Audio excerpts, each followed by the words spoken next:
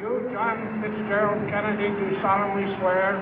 I, John Fitzgerald Kennedy, do solemnly swear. That you will faithfully execute the office of President of the United States. That I will faithfully execute the office of President of the United States. And will, to the best of your ability. And will, to the best of my ability. Preserve, protect, and defend the Constitution of the United States. Preserve, protect, and defend the Constitution of the United States. So help you God. So help me God.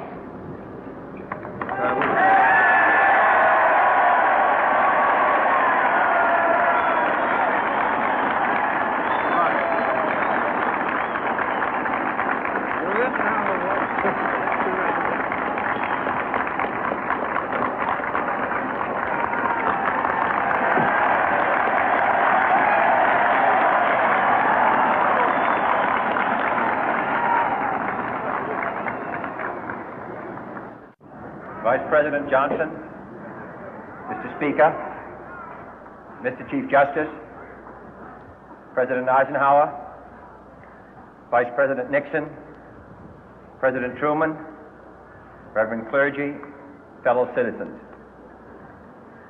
We observe today not a victory of party, but a celebration of freedom, symbolizing an end as well as a beginning, signifying renewal as well as change.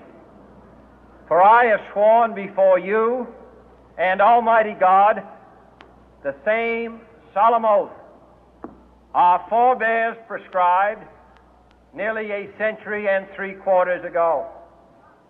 The world is very different now, for man holds in his mortal hands the power to abolish all forms of human poverty and all forms of human life.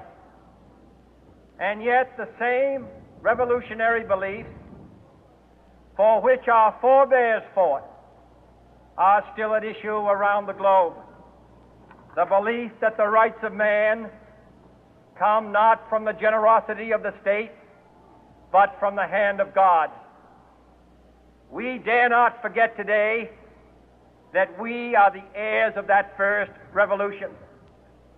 Let the word go forth from this time and place to friend and foe alike that the torch has been passed to a new generation of Americans born in this century, tempered by war, disciplined by a hard and bitter peace, proud of our ancient heritage, and unwilling to witness or permit the slow undoing of those human rights to which this nation has always been committed and to which we are committed today at home and around the world.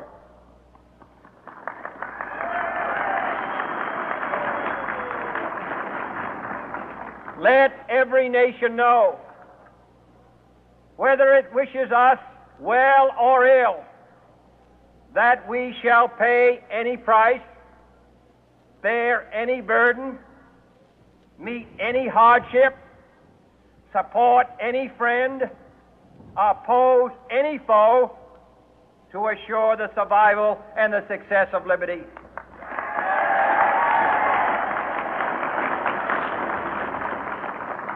This much we pledge and more.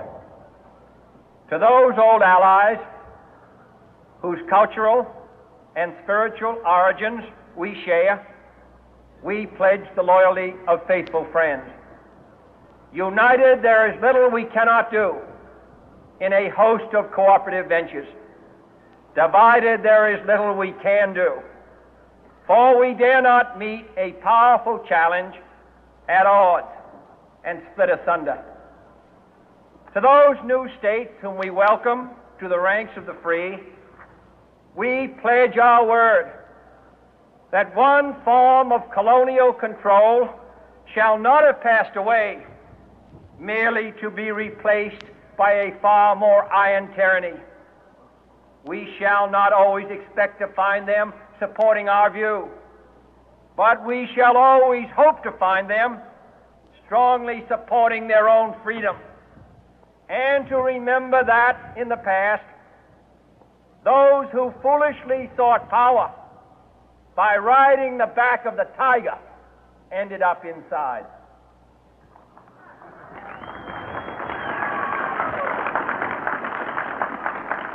To those people in the huts and villages of half the globe struggling to break the bonds of mass misery, we pledge our best efforts to help them help themselves for whatever period is required, not because the communists may be doing it, not because we seek their votes, but because it is right. If a free society cannot help the many who are poor, it cannot save the few who are rich.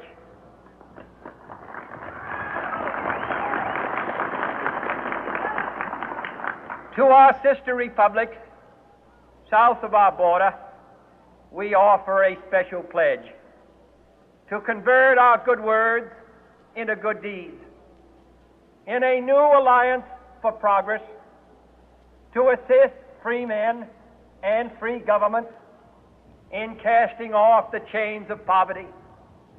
But this peaceful revolution of hope cannot become the prey of hostile powers. Let all our neighbors know that we shall join with them to oppose aggression or subversion anywhere in the Americas. And let every other power know that this hemisphere intends to remain master of its own house.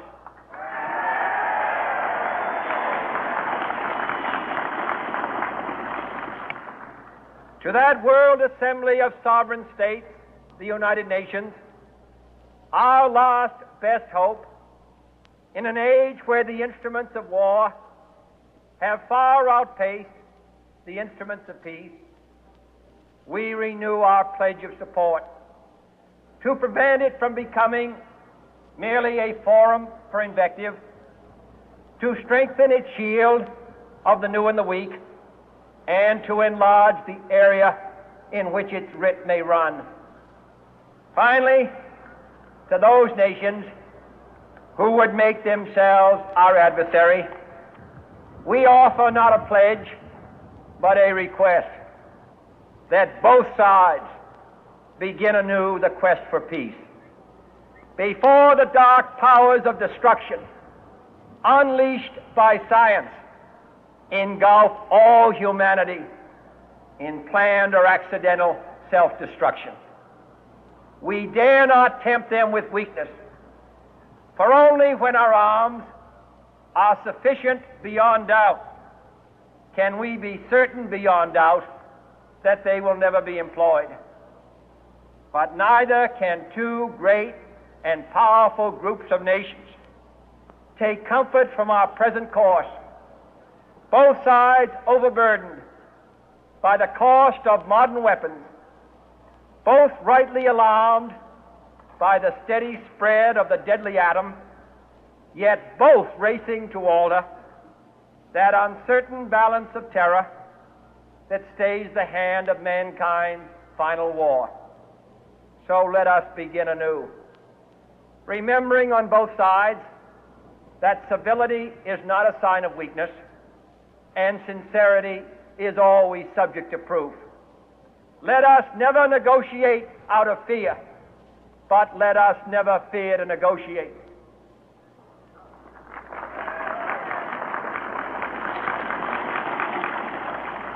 Let both sides explore what problems unite us, instead of belaboring those problems which divide us. Let both sides, for the first time, formulate serious and precise proposals for the inspection and control of arms, and bring the absolute power to destroy other nations under the absolute control of all nations.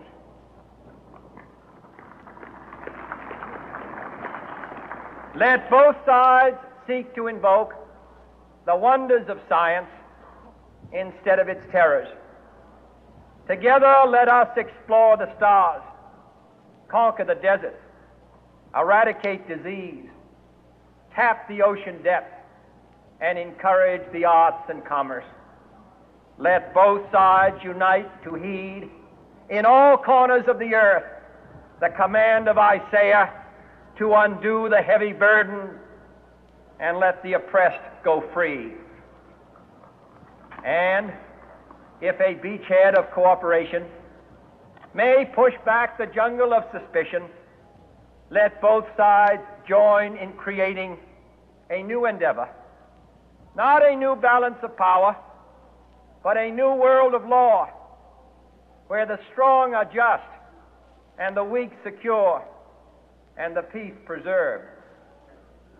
All this will not be finished in the first 100 days, nor will it be finished in the first 1,000 days, nor in the life of this administration, nor even perhaps in our lifetime on this planet. But let us begin.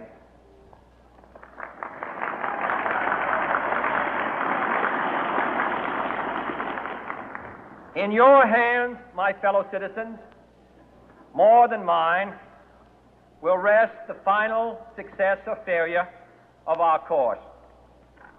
Since this country was founded, each generation of Americans has been summoned to give testimony to its national loyalty. The graves of young Americans who answered the call to service surround the globe.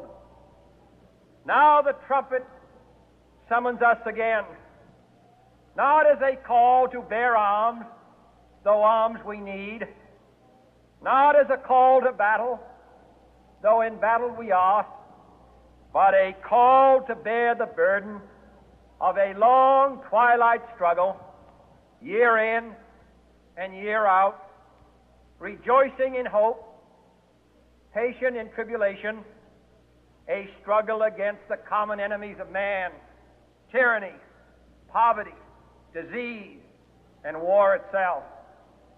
Can we forge against these enemies a grand and global alliance, north and south, east and west, that can assure a more fruitful life for all mankind? Will you join in that historic effort?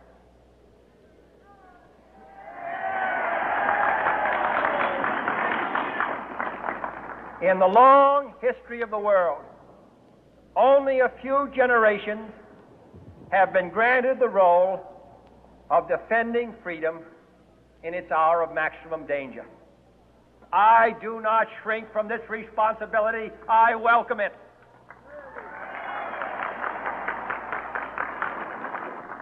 I do not believe that any of us would exchange places with any other people or any other generation. The energy, the faith, the devotion which we bring to this endeavor will light our country and all who serve it. And the glow from that fire can truly light the world. And so, my fellow Americans, ask not what your country can do for you, ask what you can do for your country.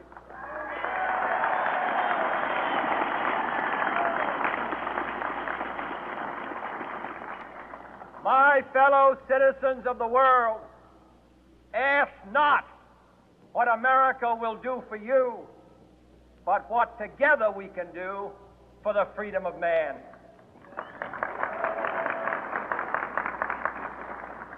Finally, whether you are citizens of America or citizens of the world, ask of us here the same high standards of strength and sacrifice which we ask of you. With a good conscience, our only sure reward, with history the final judge of our deeds, let us go forth to lead the land we